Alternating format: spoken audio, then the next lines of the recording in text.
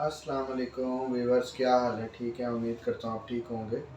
मेरा नाम है एडवोकेट उमर और आप देख रहे हैं मेरा YouTube channel advocate Umar blogs.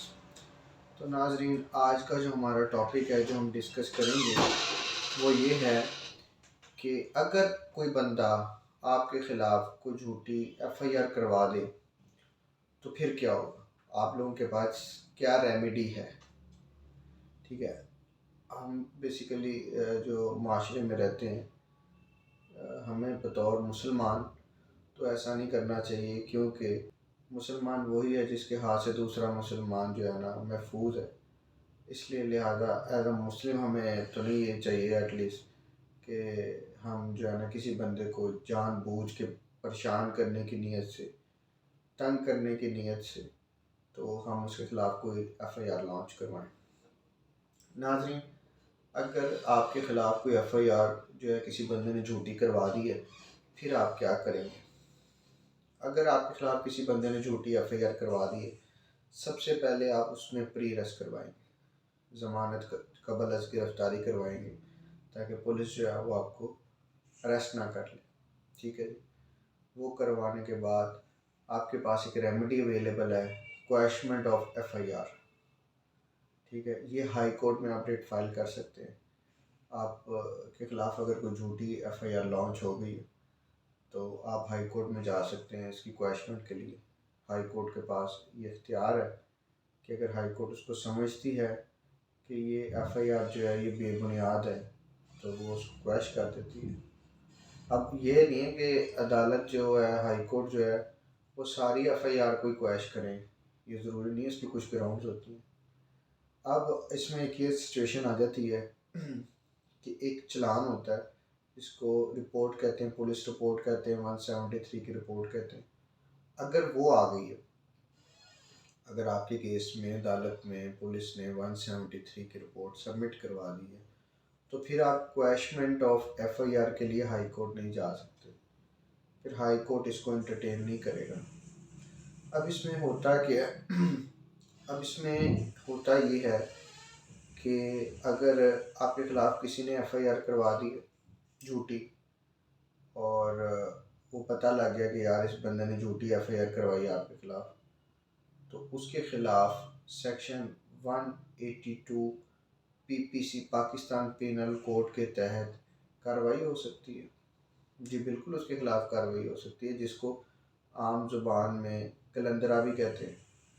जी अच्छा, अब इसमें ये है कि अगर चालान सबमिट हो गया, ठीक है जी, अब एक तो सिचुएशन ये आ गई थी कि एफआईआर आपके ख़िलाफ़ लॉन्च हुई है, ठीक है जी, तो उसके ख़िलाफ़ आप चले गए हैं हाई कोर्ट में क्वैशमेंट के लिए, तो हाई कोर्ट ने वो एफआईआर क्वैश कर दी।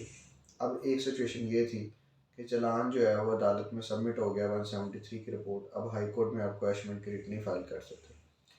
अब क्या होगा, पुलिस वाले उसका लिखेंगे जी कि अखराज रिपोर्ट बनाएंगे, उसमें रीज़न वगैरह लिखेंगे कि ये एफआईआर हमने ये गलत, जो भी उसका होता है सिचुएशन कि ये गलती से एफआईआर हो गई या गलत फहमी की बुनियाद पे हो गई। अब पुलिस वाले एक दफ़ा एफआईआर लॉन्च तो कर सकते हैं लेकिन ख़त्म नहीं कर सकते। अब वो क्या करेंगे, वो जो मजिस्ट्रेट साहब हैं फर्स्ट क्लास के, उनके पास वो पेश करेंगे जो चालान है, और जो मजिस्ट्रेट साहब हैं उनके पास ये इख्तियार है हाई कोर्ट रूल के तहत, वॉल्यूम 3 चैप्टर 11 सेक्शन डी के तहत, कि वो उसको जो है ना एफआईआर को ख़त्म करने के ऑर्डर कर सकते हैं, और जब वो ऑर्डर करेंगे तब वो एफआईआर ही ख़त्म हो जाएगी।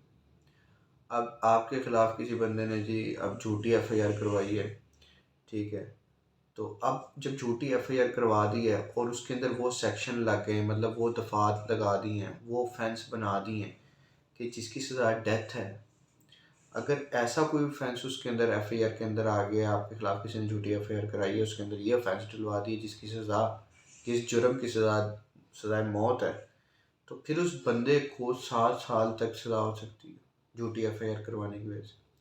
अगर उस बंदे ने एफआईआर जब करवाई है उसके अंदर कोई ऐसी दफ़ात लग गई हैं जिसकी जो सज़ा है वो है इम्प्रिजमेंट फॉर लाइफ, तो फिर जो सज़ा बनेगी उस बंदे की जिसने झूठी FIR करवाई है, तो फिर 5 साल उसकी सज़ा बन जाएगी।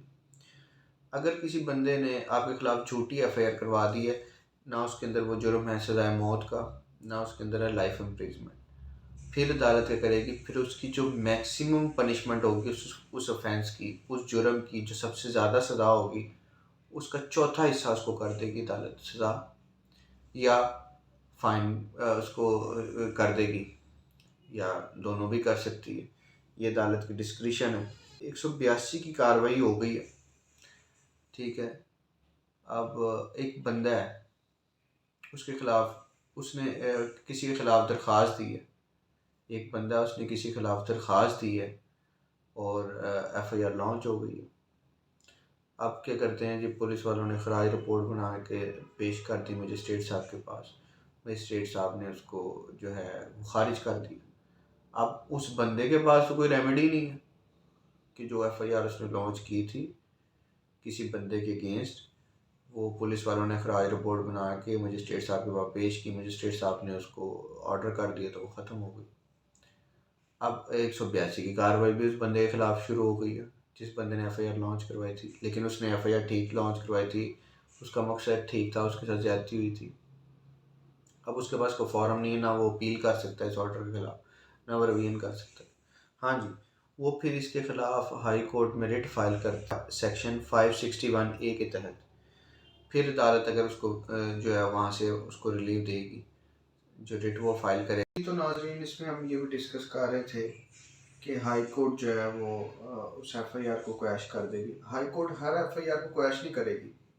हाई कोर्ट सिर्फ उस FIR को क्वैश करेगी जिसमें हाई कोर्ट देखती है कि अब कोई दूसरी रेमेडी इस बंदे के पास अवेलेबल नहीं है, आपके पास कोई अल्टरनेटिव रेमेडी नहीं है, तब जो है FIR वो क्वैश करेगी हाई कोर्ट। अगर है तो हाई कोर्ट आपको ये डायरेक्शन करेगी जो फॉर्म इसका मुतलका है, आप उस फॉर्म पे जाएं, तो यहाँ पे हम इसको एंटरटेन नहीं करेंगे। नाजरीन, आपसे रिक्वेस्ट है कि आप मेरा YouTube चैनल सब्सक्राइब करें, लाइक करें, शेयर करें। Thank you.